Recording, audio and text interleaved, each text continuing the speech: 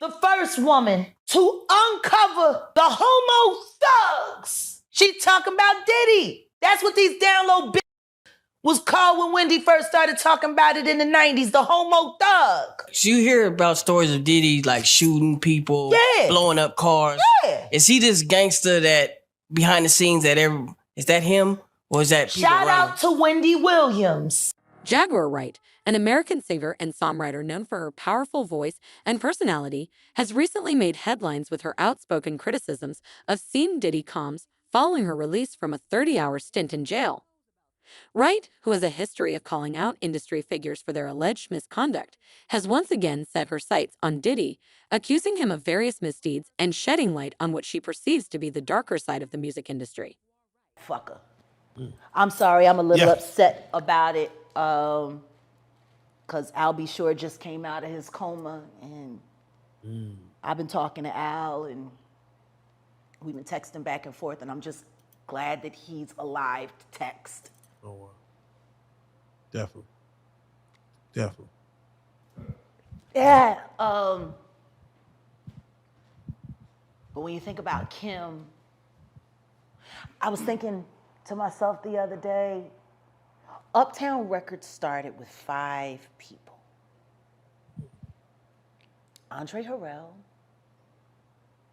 Al B. Sure, Heavy D, and Puffy. And Kim was the longest working employee because she was there from the very beginning. She was Andre's personal assistant. Kim is dead. Heavy D is dead. Andre Harrell is dead. The only 2 left are Puffy and Al almost died. Isn't that interesting? That is interesting. Heavy D was found dead, face down in the heart attack. Andre Harrell, heart attack. Kim died from pneumonia, but there's the first coroner's report that said that she died. It was ruled a homicide, and they found toxins in her body to prove that she had been poisoned. You know, they have poisons that create heart attack and pneumonia-like symptoms. And then right after that, Al had a meeting, and I was going to meet up with him because we were in Vegas, and then the next thing you know, you want to know what they all had in common, though? The survivors and the late of Uptown Records, they were all writing tell-all books. Andre was writing a book right before he died. Heavy D was working on a book before he died. Kim Porter was working on a book before she died. And Al B. Sure was working on the documentary of his life. And then he goes into a coma. Has Puffy ever been in a coma? Has anything happened to him? He must be the luckiest motherfucker, because it seems like everybody that worked at Uptown Records from the very beginning is gone. Just him. I guess Al disappointed you. You know, it's... Jaguar Wright rose to prominence in the early 2000s as a member of the Soulquarians collective, contributing to albums by notable artists such as The Roots, Jay-Z, and Erykah Badu. Despite her talent and early success, Wright's career has been marked by controversy and outspoken criticism of her peers and the music industry at large. In recent years, she has gained attention for her allegations against various high-profile artists and executives, often accusing them of unethical behavior and exploitation.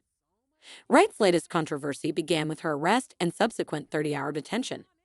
The specific reasons for her arrest have been the subject of speculation, but details suggested it involved a minor altercation or public disturbance. Exactly. But their father is the fucking devil. He the fucking devil. Hold that thought. Why do you think T.D. Jakes was at Puff Daddy's birthday party? I mean, you know, do you remember when Bernie Mac played the minister in Friday? Yes. That's how I feel about T.D. Jakes. Like, that's how I see. Oh, Miss Parker, come to pray. I But didn't. for him to be at a Diddy party, I don't know. Like, I feel the same way about that as I feel about when Tyler Perry came to his church and laid hands on him and he caught the Holy Spirit from Tyler Perry. Tyler Perry is the bishop of what?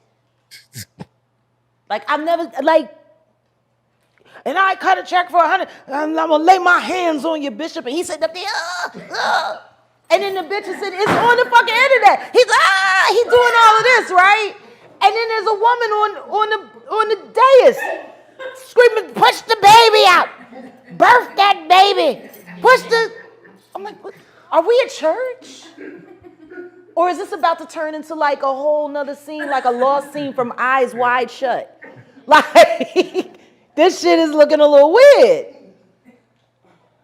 I mean, if Bishop Jakes was at a Diddy party, there could only be two reasons: money or sex. That's all that happens at Diddy parties. Money and sex. I hope it was for money. Charitable contribution. I hope it was for money, because arguing about who's going to put the strap on is, that can be a very uncomfortable situation. You know, we're going to pray on it, praise the Lord. See this bullshit ass motherfucking game fucking with people that you love, that you like, you know, that you, it's too many coincidences. Too many. Fuck you, honeycomb. Oh. Stamp it. We gonna get you and your little dog too. And congratulations, young Miami. Run as fast as Cassie did. Has anybody asked themselves about that shit? I mean, yeah, I'm sure a lot of people are asking about what's going on with it. Yeah, a lot of people are looking at it as like that's the way the new relationship should work. What, to get paid? Yeah, She was basically. getting $500K a month. She quit because he dropped her down. Yeah, I think that's where they're at with it now. No, but understand this. Think about this. And there are women in this room. Why would you quit? What the fuck is going on that $250,000 ain't enough? Ladies? Like, fuck the fact that he, I'm just saying, fuck the fact that he cut from 500 to 200. Who the fuck gives a shit? 200K, who 250K? Who turning down 250K a month? What the fuck is going on in that relationship that 250K ain't enough? Could see some things. That ain't worth 250K. That's gotta be some dark shit. Like, people are not understanding that girl quit 250K. 4 million every quarter. Well, I'm sorry, $1 million every quarter. Shit. Now, she was getting 2 million a quarter, but then she got, you know, fuck you got going on. That's so deep that it ain't worth $1 million a quarter. They told a story about Cassie one time, and she was saying someone had asked her why she cut her hair, and she was like, well, Diddy said he just liked it that way. And they said when she answered the question, it was like she was in a trance. Like, she was just like, I just don't know. Diddy just said he would like my hair this way. And they was like so in awe, like how she didn't even have a thought about it. It was just what he wanted. That's how he operates. He has people followed. He has people watched. He does all kinds of fucking, he's a fucking piece of shit. Too much money. I feel bad for the kids. Like, don't think that there aren't moments when I'm speaking honestly about that motherfucker that I pray that his children don't hear it. Because that's still their dad. I know what it's like to have a baby with a fucked up ass motherfucker. As much as I can't stand my ex-husband, I would never want my son to feel bad about either one of us being his parent. You know what I mean? Like, exactly. I would never want that. After her release, Wright wasted no time in taking to social media and other platforms to share her experiences and air her grievances, particularly focusing on Diddy. In her tirade against Diddy, Wright did not hold back. She accused him of numerous unethical practices, including the exploitation of young artists, manipulation, and creating a toxic environment within the industry. According to Wright, Diddy has used his position of power to control and intimidate others, ensuring that his interests are prioritized over the well-being of those around him. And it's been a crazy year. But the reason why even right now, your old interview that you did last year is trending even crazier because you're almost like, not Nostradamus, but Nostradamus. What you have said, not only in our interview, but on your own personal lives. Yeah. Which gets shadowed down constantly. Things start coming to fruition to where you targeted certain people in that interview. And now you're seeing, I don't want to even say downfall, but you're seeing that target that you put on people's backs. I'm seeing integrity show up. Wow. You know, the day of the raid, I got a lot of notifications. I got a lot of ads. I got a lot of mentions. I got a lot of phone calls. When you said the day of the raid, you're talking about the raid on both Miami and California. And New York simultaneously. Wait, New York was the New York house was raided as well. Oh, wow. That didn't even, they didn't even really. 3 states working in tandem. And they did not tell the officers who they were raiding. They went in tactical as they were instructed to. They didn't know they was raiding Diddy's house. The higher-ups didn't tell anybody because they knew, with Diddy being a Fed informant, that he had people in the force and they wanted to make sure that went through legit. So they ain't tell nobody whose houses they was going to. That's why you see the guns. The cops didn't know that it was Diddy's house over there in Beverly Hills around the corner from the Playboy Mansion. They didn't know until they seen the kids. So what are your thoughts on the show of force, even not knowing? They did their job. He's a sex worker. He's got guns and he's got semen-coated fucking VHS tapes. I would have went in a hazmat suit. So let me ask you this. When you first... One of Wright's most serious accusations against Diddy involves the exploitation of young artists. She claims that Diddy, through his record label Bad Boy Records, has a history of taking advantage of naive and inexperienced musicians. Wright alleges that Diddy has manipulated contracts, withheld royalties, and used various other tactics to keep artists under his control while profiting from their work. Honeycombs is what you... Yeah, the honeycomb. Shout out to Jamil Peterson. He's added a new one. He call him the Diddy Glover now. Because when he ain't got the Beijing and he say he look like Danny Glover. Oh, man. So he's AKA Diddy Glover now. Shout out to Jamil Peterson, I Am Comedy. So I want to stay right here. We're going to stay within this pocket, but I'm just curious. What did you know that was going on in the world of Diddy, Puff Daddy, P. Diddy, that the world didn't know? What did you know back then, 3-4 years ago? That was gonna come forward. So how'd you know? What'd you know about what Cat? Because I wish I could explain. Yeah, but if I explain how I knew Cassie was gonna come forward, that could hurt some people. Which is why the last time I sat on this blue couch, I said what I said. Congratulations, young Miami. Run as fast as Cassie did. You did say that. That was a bar. You said that shit. Did you see something being around Cassie? Did you see anything being around? I don't spend time around Cassie, and I haven't seen Cassie in person since she was with Ryan Leslie. Was there something in her eyes that you saw? The way, like now I'm that... I'll put it to you this way. There are mutual acquaintances between her and I. And that's as far as I can go. Okay.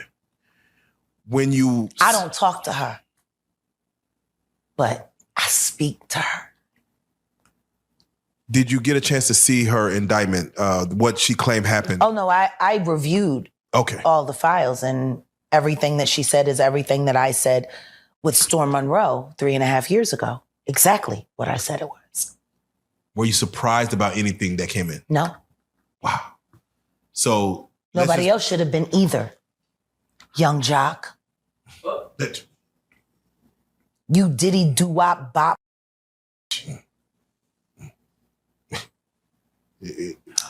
You. Because you told the truth, Jock, and then after Diddy called you, you went back and tried to clean it up. But your all about is off the Stevie J's. You Diddy doo-wop bop bitches. Do you feel like that's the reason why this beef, but that Stevie J stands where he stands between the beef with 50 Cent and Diddy?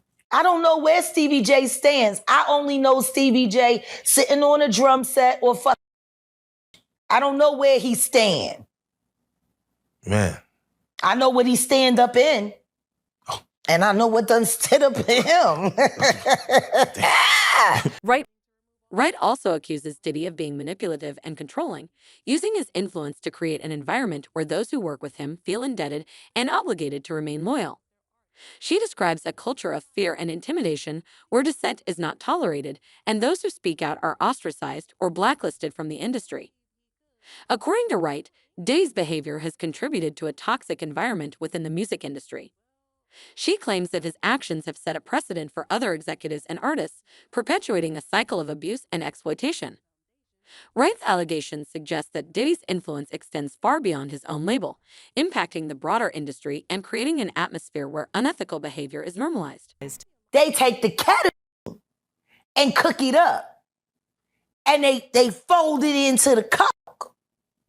Now, if you don't know what ketamine is what they call on the street Special K. It's a veterinary drug. It's a horse tranquilizer. Now, gay men have been using this for years. See, back in the day, if you went to a gay party or a gay rave, there were certain drugs that you would always find on hand. Viagra, ecstasy, Special K, and cocaine. Now, see, the cocaine keep you up all night, but unfortunately, it gives you limp noodle because of what the blood flow is. So you wants to fuck with a half-hard dick all night. So that's why you have the Viagra, to make sure that the dick involuntarily stays hard while you're numbing your fucking self with the coke. Now, see, the ketamine, that's a horse tranquilizer. So that relaxes all your muscles. You could get fucked by 80 fucking ton gorillas. You wouldn't feel a thing. So now, your dick is going to stay hard. You numbed up and you high. You got the ketamine in you so you don't feel shit. And then you add the ecstasy to put in the feeling that you've now blocked out. And now you got a party. Freak off cocktail. Yeah. So now, the Tootsie, they done skipped. They done skipped all the steps. They condensed it. Wow. So you got the cocaine in there, and then you got the ketamine in there, and they say that some of the dealers add the ecstasy in there. Now the Viagra, you still got to take that solo. The public reaction to Wright's statements has been mixed. Some people have applauded her for her bravery and willingness to speak out against powerful figures in the industry. Others, however, have been more skeptical, questioning her motivations and the accuracy of her claims. Regardless of the differing opinions, Wright's comments have sparked significant discussion and debate, drawing attention to the issues she has raised. You are numb. You are wired. You pop that Viagra. You a f***ing machine. You can anything. You a brick wall, wouldn't even feel it. I'm sure there's footage of that. Like real rap. Like that right there is like, that's like, cut me over right now, man. I ain't even gonna bleed. Like it's wild. Like this Tootsie shit. Now I see how Young Miami can take all that pressure. She on the Tootsie. They be thinking these is over here like killing the game. They don't feel nothing. That's why they do it. Okay? With Diddy settling within 24 hours, which has never been heard of, 30 million, or the lawsuit was 30, undisclosed amount. But He within knew for 30 days that shit was fitting to happen. within 24 He could have paid that hours. 30 million before. Yeah, why? Let that hit the fan. Did he? Because he's Diddy. He called a bluff? Because yeah. He should have enough money to He check. put the boots to that girl. She's supposed to be a good bitch. No matter who she with. All the time he putting the groom in her. Of course he thought it was still gonna work. He thinks he's God. All right. He ain't doing shit. I raped the fuck out of that bitch, put the boots to her last time I seen her. Her and her trainer, boyfriend, husband. I don't get no. So you hear about stories of Diddy like shooting people, Yeah. blowing up cars. Yeah. Is he this gangster that behind the scenes that is that him or is that people Shout around out to Wendy Williams, the first woman to uncover the homo thugs. Social media has played a crucial role in amplifying Wright's voice. Platforms like Instagram, Twitter, and YouTube have allowed her to reach a wide audience and share her experiences in real time. This has enabled Wright to bypass traditional media channels and speak directly to the public, giving her a platform to express her grievances and rally support. I was looking at an interview from Jaguar Wright, and I want to get your opinion on it. She told a story about how she knows a lawyer that walked in on Christopher Williams giving Diddy fellatio for a demo deal. You know anything about that? You heard about that? Bruh, I don't know how true that is. I've heard that but I know Christopher Williams. And I know Christopher Williams was a crazy, gangster-ass nigga from Mount Vernon. From up in that area, Westchester. He didn't play that shit. He kept that 3.2 or that 38 on him, and he will shoot the shit out you. You understand? He was rough with his hands with the women. And the story went on and said that a lawyer walked in the office. When she walked in the office, she walked right out. And she said it was a dude. And she said it was Christopher Williams. It was one other brother. I forgot his name that worked with Bad Boy. Him and Christopher Williams could have been brothers. And if anybody was doing that, it would have been him, not Christopher Williams. Do you understand that? Him and Christopher Williams could have been brothers. That's how close, that's how they had the same look, light skin, and little low on the side, curly hair and stuff like that. I would never believe it was Christopher Williams. You understand? But that other cat, yeah. You got to realize when you walk into something, it's very few people, if they walk into something like that, they're going to stare there and look and just be all into the shit, right? There's very few people going to do that. When you walk in something that's very inappropriate, you're going to back up out, especially women. You understand what I'm saying? So now, if she's seen a glance, she only going to see a glance. Now, if somebody who looks like Christopher Williams, maybe. But then you got to look at it like this. Was she in the office all the time? I don't remember us having a lawyer in the office like that. Or she was just coming by that particular time. I don't know. I don't know the situation. I want to stay off that. But I know from knowing Christopher Williams, having an altercation with him before, and knowing people that know him, he's some old crazy gangster shit. And why would he? Puff? Nah, bro. Puff wasn't that damn big back then. As of now, Diddy has not publicly responded to Wright's latest allegations. In the past, he has typically chosen to remain silent or issue general statements about his commitment to integrity and respect within the industry. Diddy's silence in the face of these accusations has only fueled further speculation and debate, with many wondering whether he will address the claims head-on or continue to remain silent. Wright's accusations against Diddy, if true, could have far-reaching implications for the music industry. They highlight ongoing issues related to power dynamics, exploitation, and unethical behavior that have long plagued the industry. If Wright's claims gain traction, they could lead to increased scrutiny of industry practices and potentially prompt calls for reform. The Hollywood house parties in Sunset Hills. These niggas used to take shit that they would put on their lips, and then they would ask a girl if they could get a sip of her drink. And they would put the agent, they would rub it on the rim, and then when the girl would continue to drink her drink, she would inject it, and the next thing you know, the bitch is numb and dead, and they got her in the tub, screwing in. They want me to tell the total story. Okay, I'll finish it. So then what happens is they presented a bad contract, and you like, I'm not signing this shit. And they like, oh, you don't want to sign it? And then they bring out the videotape. Pop in the tape. Let me show you what this nigga did last night. And you like, oh, shit, I'm gonna sign this right now. I don't want nobody to see that.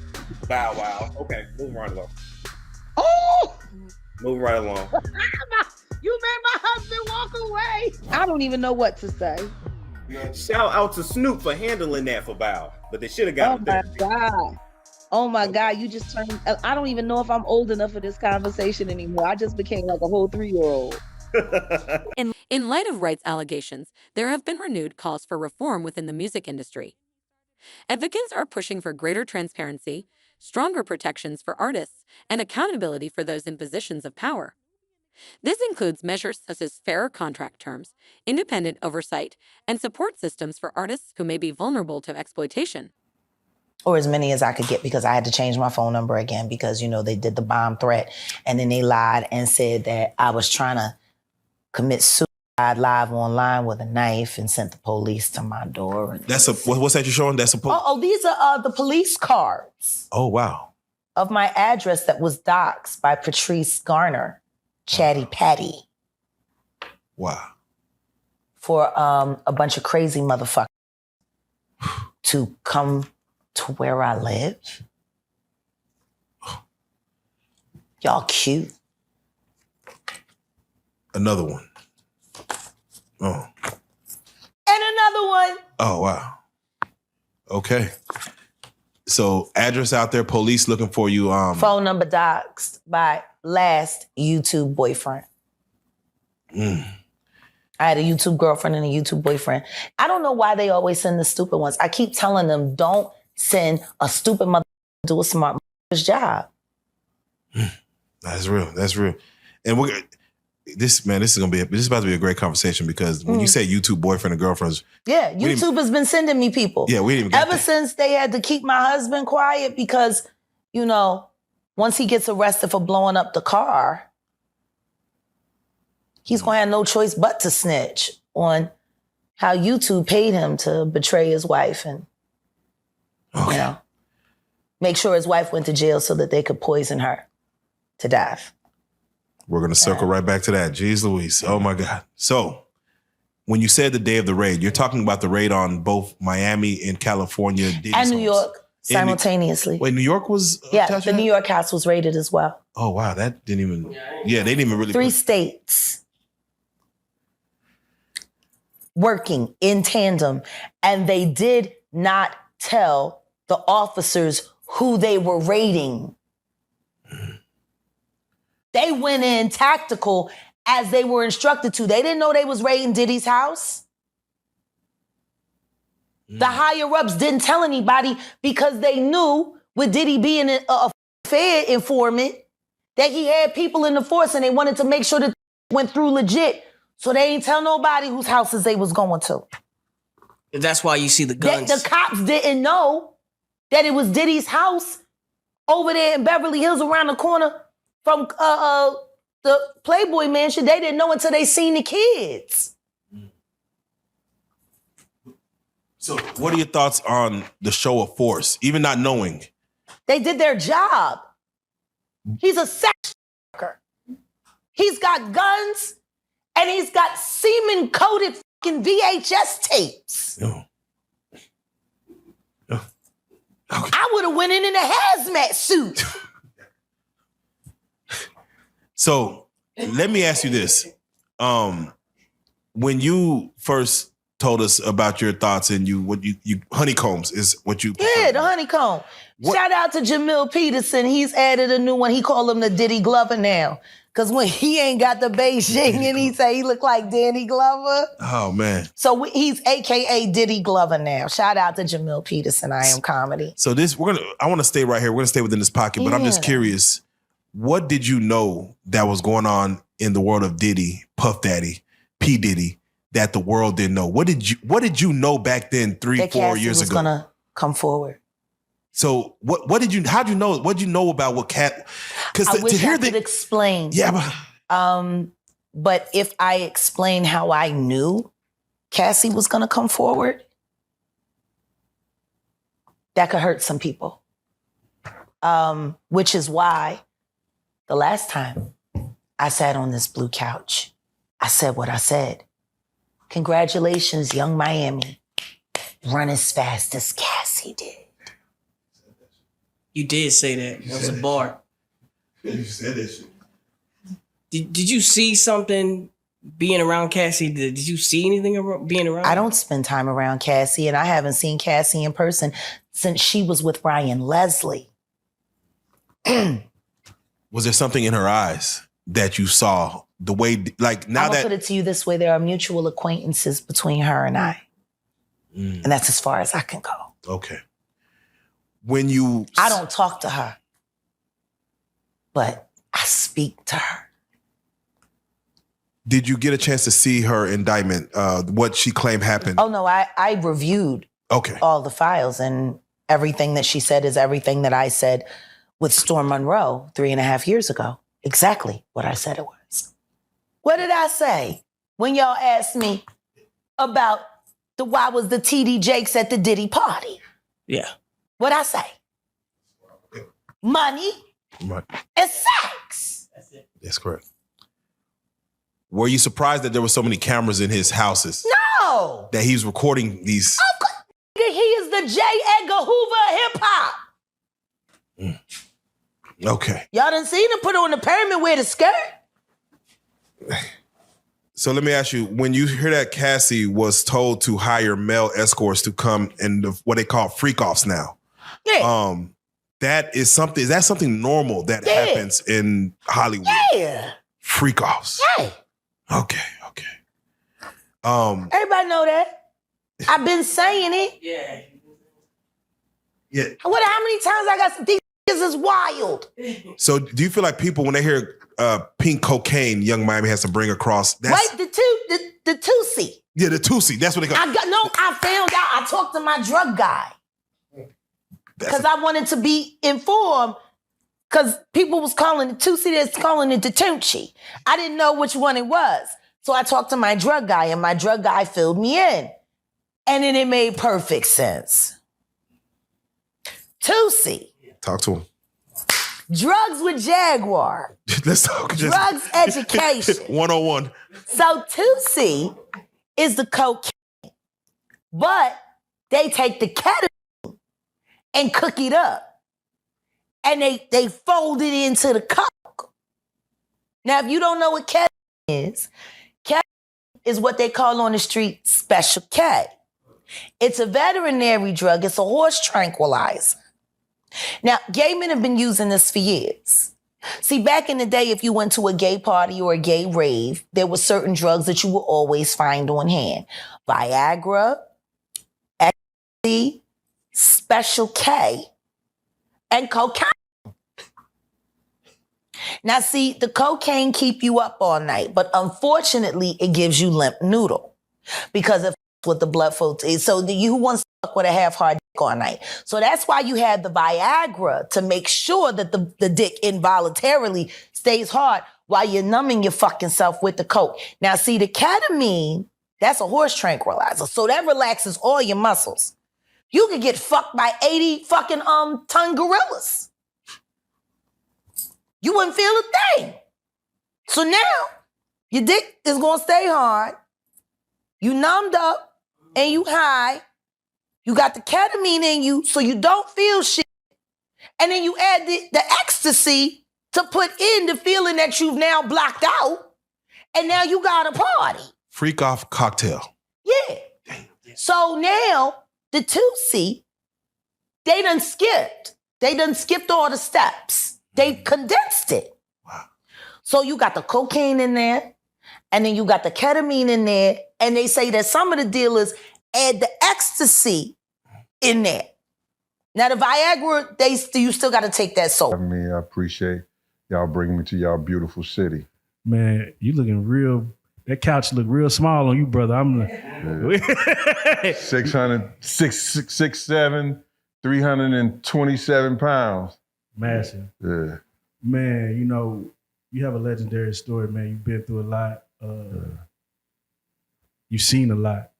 And we want to get all the way into it, man. First off, though, you from that STL. St. Louis, Missouri, born and raised. Man, depending on what part are you talking about, you in the trenches.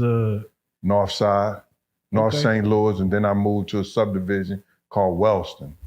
That's the place Nelly said when he got a problem, he go get his Wellston niggas. That's where I'm from, Wellston.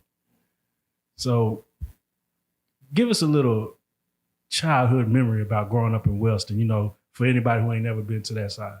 Well, you know, I got 2 books out, bro. One book is called Gene Deal, My World of Bodyguard and a Hip Hop Star. And the second one is Gene Deal, Life After Death, When Bodyguard and a Hip Hop Star. The first book tells about my childhood. Growing up in Wellston, I met my mother at the age of 12 years old, where I moved out from St. Louis, from the north side, to the Wellston, Missouri, where my mother was at. Wellston is it's the ghetto among ghettos. There's only 6,000 people. People ain't stop at the stop sign when you went to Wellston. So if you know what they're talking about, if you came out of Wellston, you had to educate yourself, because the school district, if you came out of high school, you probably had a 6th or 7th grade education. So let me ask you, for those that, you know, some people know your story and they see you on this couch, so they know what we're about to get into. As a curiosity, for those who don't know, your profession was a bodyguard. Not at all. Okay, go ahead, please. My profession was I was professionally a New York State parole officer, where I worked for 27 years. Okay. You understand? My second profession was an investigator for Elite Investigation, where I ran the investigations of housing projects in the city, Lambert Housing, Taino Towers, Eastchester Manor, some of the roughest housing projects in the city in the Bronx. My third profession, which wasn't like what you might say a bodyguard, I started what you call, with some other guys, ASAP Ferg father, Mike Cock, myself, we started what we call the Same Gang. Gene Deal. The Same Gang was a group of guys who, at the time, Harlem was coming up. Instead of them having cliques and they call cliques and crews, instead of them having gangs and stuff like that, we were people that partied together, you know what I'm saying, had a lot of fun, gave picnics, and that's where you got your guy Sean Combs came in, when we brought him into the Same Gang. So I was like what y'all call now an OG, because I started it, you understand? So then Puff had some problems at the place called The Building and the Red Zone. Red Zone and The Building was parties that he was doing. The Building was the unsigned hype. If you ever seen Juice and the guy was doing the turntables and stuff like that, I think it was Omar Epps or something like that. Yeah, I think it was Omar. Right, that was The Building. That's where they was giving the parties there, where you had leaders of the new school, Queen Latifah, different groups come there showing their talent, Naughty by Natures and all like that. They would show their talent there. So Puff was having problems there, and D. Ferg, one of the leaders of the Same Gang, which is ASAP Ferg father, said, yo, Gene, Puff need, some help, man. He need to get that money home at night and everything like that, to Kirk Burroughs and stuff like that. So why don't you go help him out? I said, I ain't got no problem with that. So I put him up under my wing, so I started helping him out, by, making sure when the end of the party and stuff like that, get in the car, bring him uptown. So to answer your question, sorry about that, my profession first was, like I said, parole officer, then investigator, you know, which it was with the housing projects and stuff like that. Then that bodyguard thing was just me looking after, you know, people that was in our crew and clique. So is it safe to say that you were familiar with like the music industry of some sorts before Puff came into picture? Well, I think that I got involved with the music industry because a guy named Tim Dog. If you know, Tim Dog is not the one who had the that F. Compton thing. Tim Dog was one of the A&Rs for Uptown Records. He went on to be a president of Island Records, the president, I think he was the president of A&R over Arista Records. They was having problems at parties, you know, because dudes in New York didn't think they could wait online. So I became that dude that got a clique together, got a crew together, and we started doing security at the front doors of all the Uptown Record parties, all the parties that Tim Dog, Butt Naked, and different people was giving. You understand? And got, whereas that people didn't try to bum rush the door no more. People didn't try to, you know, run up in the parties and, you understand? So I came famous with that. So you more like a problem solver or a problem deflector, I guess, if problems come to the door. Well, it wasn't just me, it was my team. Yeah, the whole team is... The team was like, I hired 4 officers and I hired about 8 dudes that was from the streets, you understand? And one cop, and had dogs. When you're putting together a team, what are you looking for inside of a man to like know if he's built for this? Well, if you hang with us, you built for it, point blank. We didn't look for guys outside our crew. So when you were at these parties and, you know, making sure things were going certain situations, were there any younger cats that we might recognize today that would ever try to like act like they were better than or try to force their way or push their way past y'all? That came in the later days, man. You know, that came when dudes would have like 20 or 30 guys with, you understand?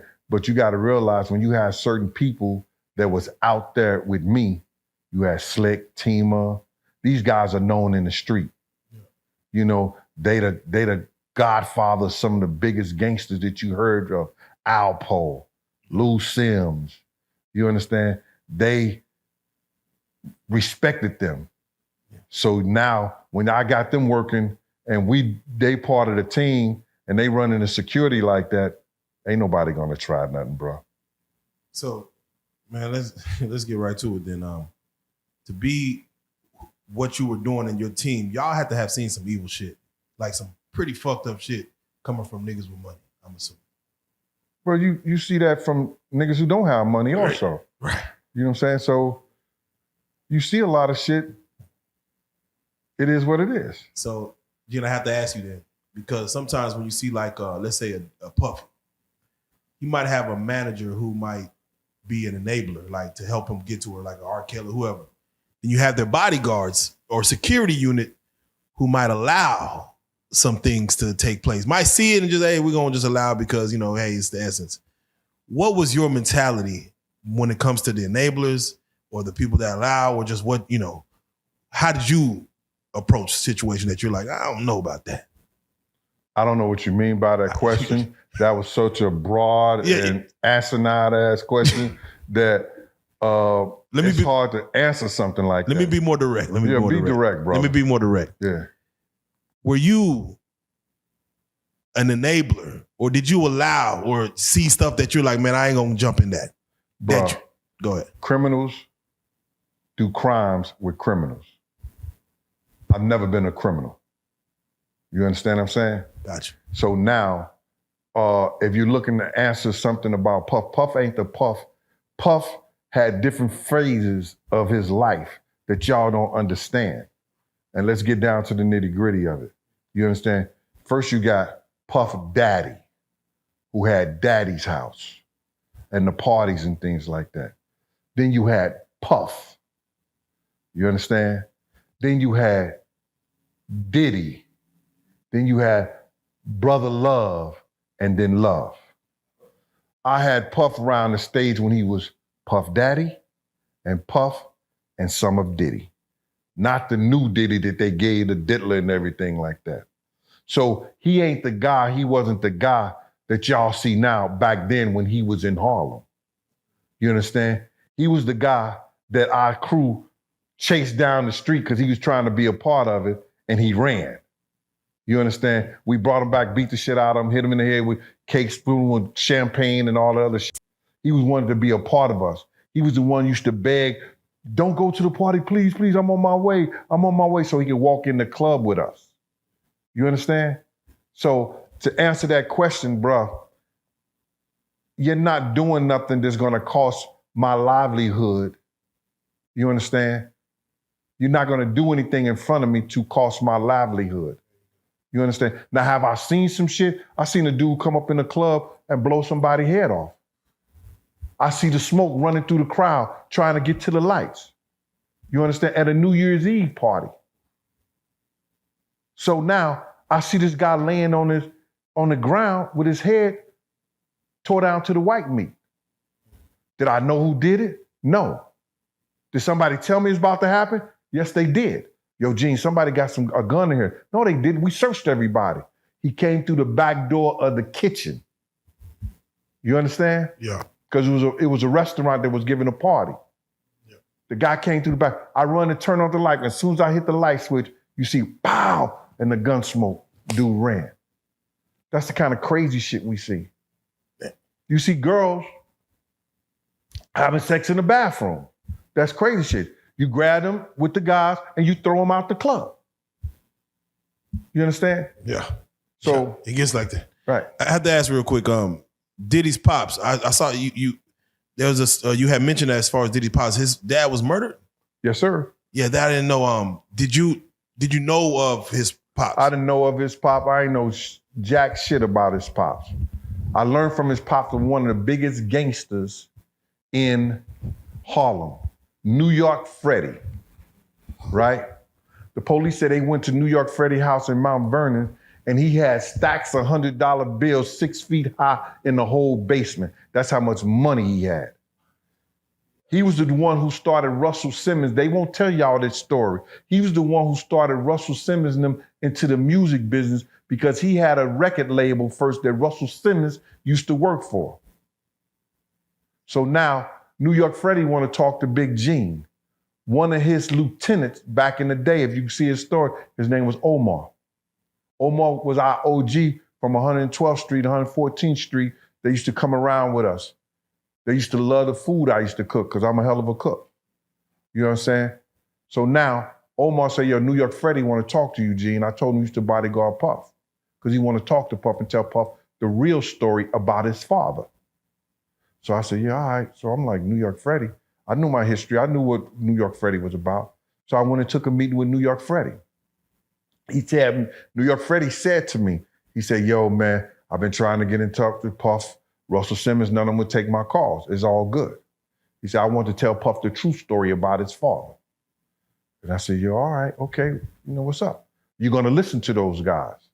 You understand? So New York Freddie said, Puff father sold some drugs to one of their undercover guys. You understand? They arrested him because they had cops on the payroll to, you know, see what you about. Yeah, you got to give her respect for that, man. But what you think about the diss record that King Combs came out with, where he was coming at 50 and coming at everybody, coming at his dad? Like, how you feel about that record? Well, first, I want to say to this young man, before somebody take his head off, because see, that's that new school bulls crap that these kids out here, they easy to fly out their mouth with that. You don't invite a man to your private. You don't invite a man to your private unless you doing the Diddy. If two men lay down, how many homos get up? Let me tell you, young man, 2 of them. You understand? So don't invite a man to your private because that man will see you and take your head off. Especially somebody like 50. You don't send or let a boy do a man's job. I don't know if he need that type of attention or he want that type of attention. Evidently he do. But 50 is the wrong dude that you want to do that type of attention, get that kind of attention from, bro. And the infamous words of Waka Flocka, that nigga go hard in the paint. And I don't believe that this cat would even put out some trash like that and really didn't know what he was doing. He's teasing the federal government. And I told y'all, the Southern District of New York do not play. So King Kong just put another battery in their back. And you see after he did that shit, something get leaked to the press. Do you notice that, right? Soon as he did that dumb shit, talking about, well, we did this and we did that. We had this over here. Y'all went to the wrong house. Some went to, he said, well, we're going to show you how wrong we are. Yo, CNN, run this. Action, roll them. Don't play with the feds, bro. Because you got to realize this. They got a lot of time. All they got is time. Yo, they going to sit there, people sitting up there, and they want something. See, people like a fix. They need that fix real quick. They want them to hurry up and charge Diddy with something or see what they got on him. The feds going to take their time.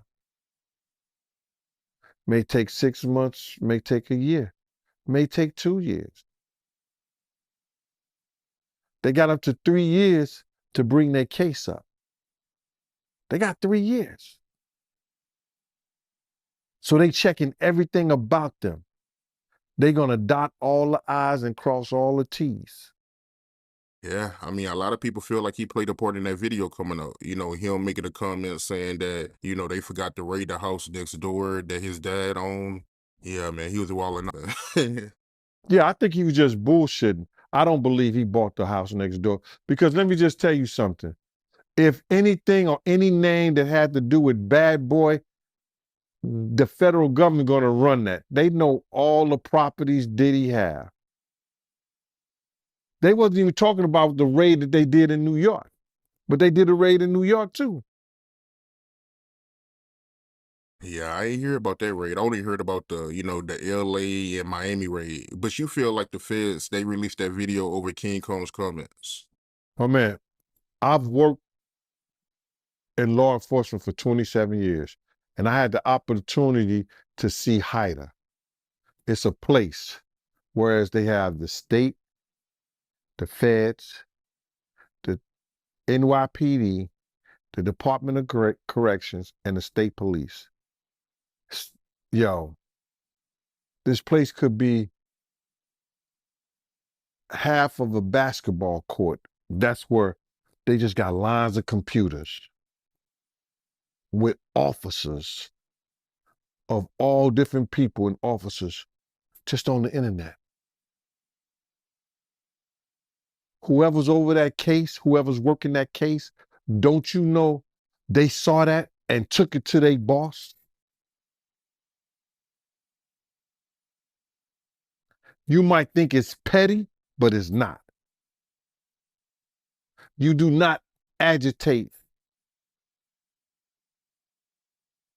a lion with a pork chop.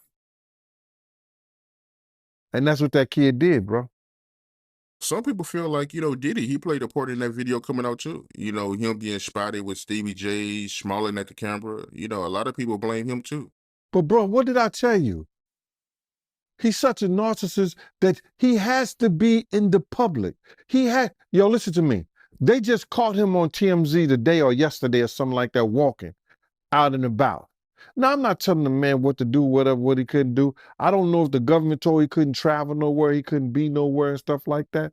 But why are you going to go outside your own compound where you know TMZ and every other place is waiting on you?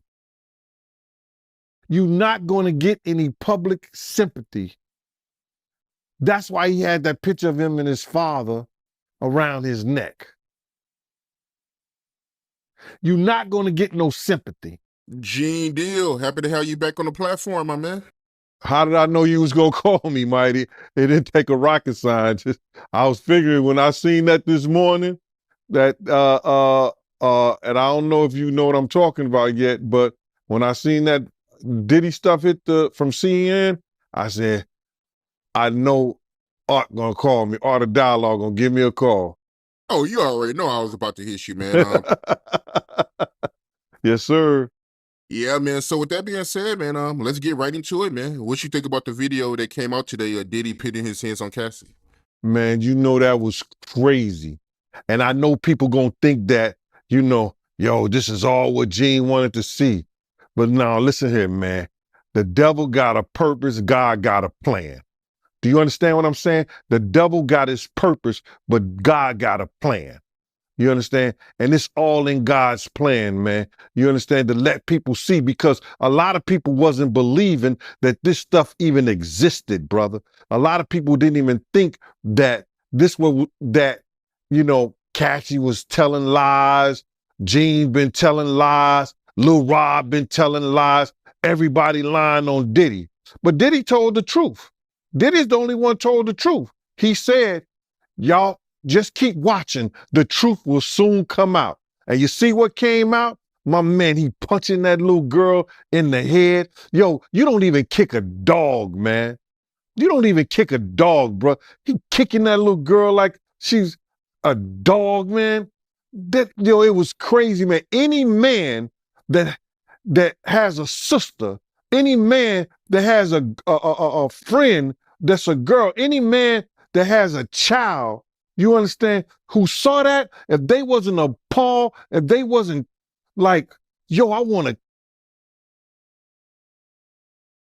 to beat the, you know what I'm saying? We can't say that on television, man, or on the internet or YouTube, but any man who saw that, wish they could put their hands on Diddy at that time, bro. That shit was appalling, bro. It was crazy, man. And when I saw it, you know, I could imagine what Kim went through. I could imagine what Misa went through. You understand? It was just crazy, man, for that dude to do that to that girl like that, man. I can't believe what I seen, man. I still can't believe what I seen in that video, man. Like the way he was kicking her was like he was kicking a field goal, man. Bruh. When I saw him run down first of all, when I saw the white towel, I got flashbacks of him and Jaru running out the room. Of course, they had, what's her name, Sarah and the other girl in there, but I had that flashback. And then when I seen him run down the hallway, I had flashbacks when the same gang was chasing him. I was like, what the hell? And then when he put his hands on it, no jokes aside, because I know it's not no laughing matter, man. The shit just was appalling, brother. And I don't even know how they could even play that on television, on YouTube like that, and without even putting up some sensitive, you know how they put the sensitive subject matter up? That was crazy, man. That's crazy. Yeah, man, I can't believe it, man. I mean, because like I said, I mean, me and you've been doing interviews for years and you've been telling me stories about Diddy, but to actually see the visual. You know, so like, bruh, I wouldn't have never allowed him to do no shit like that around me. That's why he probably never did nothing like that. You understand? When I got the aftermath, when they told me to go over to St. Luke's Hospital, because Puff was over there in the hospital, that was the aftermath. You understand? When Kim cut his wrist up with that corkscrew, his right wrist. They got pictures on the internet with his wrist banded up. Kim did that. You understand?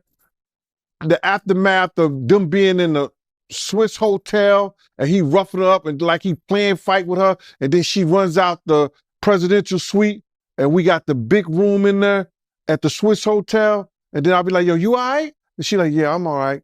It ain't nothing. You know what I'm saying? You good? She like, yeah, good. And then she go back in the room with Puff, Diddy, Brother Love, whatever he call his name is. So, you know, it's always the aftermath of something like that, bro. But in front of you, only people who commit crimes around people who commit crimes.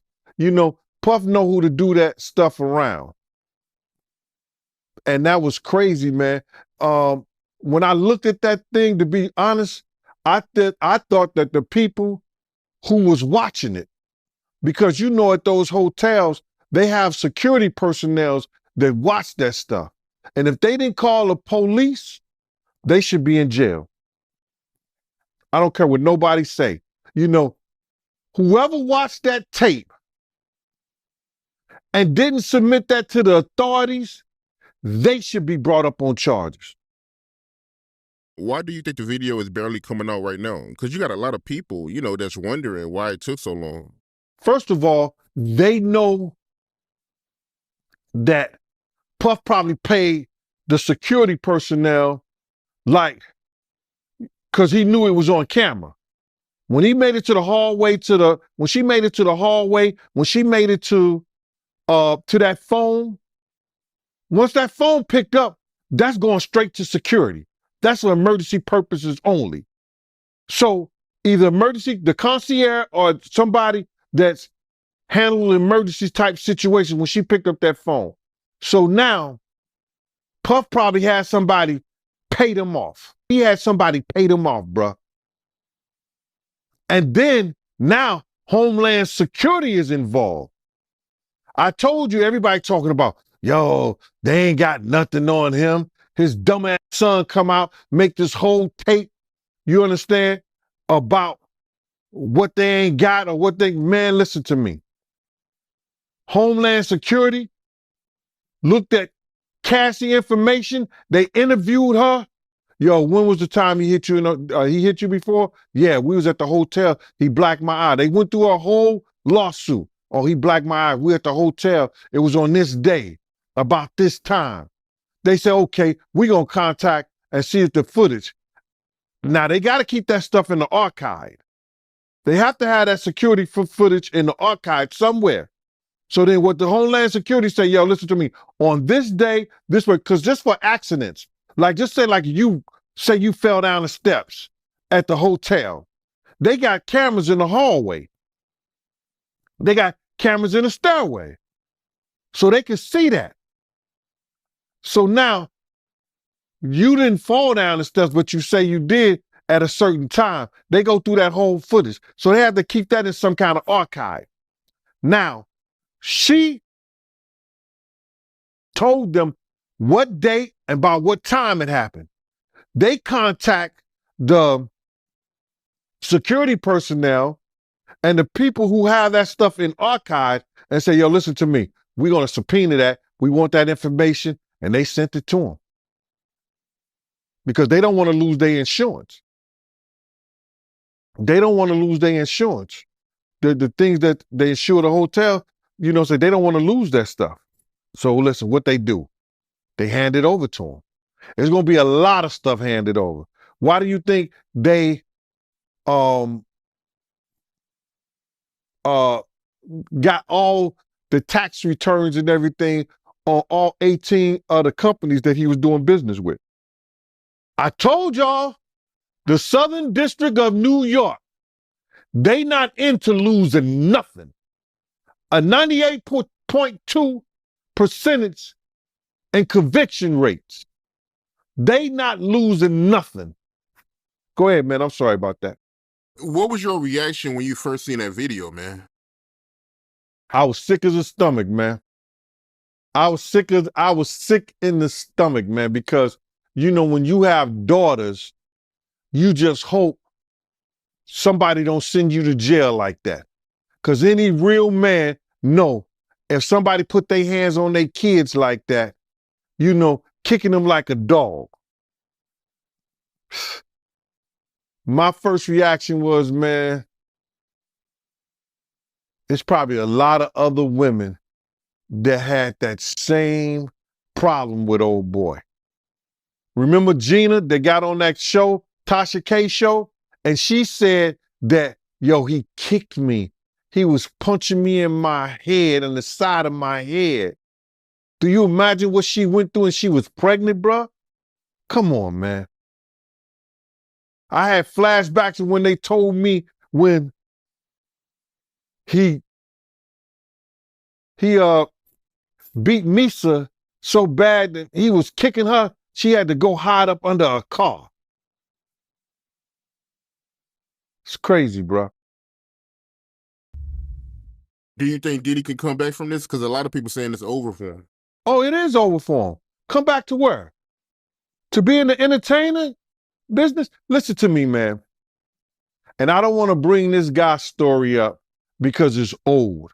And I know he's trying to live past it, but I'm going to bring it up anyway.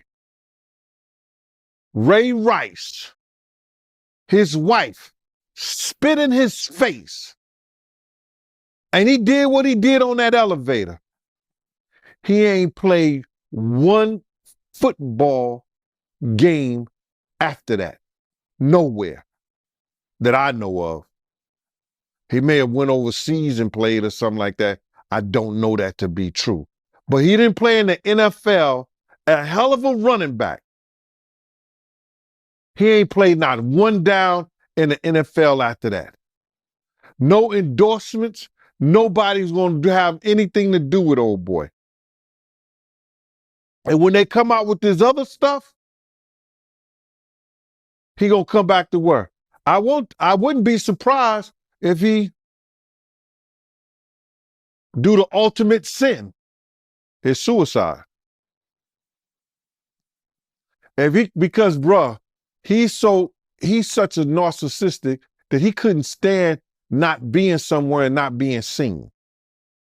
His whole life, his whole career was about him being seen in the public. It was about him, taking everybody else's dreams and making them his. And now, him nor his kids would profit from anything from Bad Boy or Sean Puffy Combs again. His kids is going to suffer behind this. Wow, man, that's crazy to hear, man. And you knowing Diddy, you think it's a good chance he might take his life? He was talking about taking his life at the City College thing. Yo, D. Ferg, ASAP Ferg's father, say, yo, man, we got to watch him, man. This nigga talking about killing himself. I say, so let him. If you're that weak, I said, let him. And he said, Eugene, why you say that? I said, man, listen to me, man. He ain't no good to nobody if he talking about hurting himself. His life don't belong to him. His life belong to God. What he should be trying to do right now is work his way towards God now, for real, and not that devil he been worshiping. That those people got him believing, you understand, that's the true God. Because everything from what I know, since I've been around him, everything that's gone forward has been that of the devil.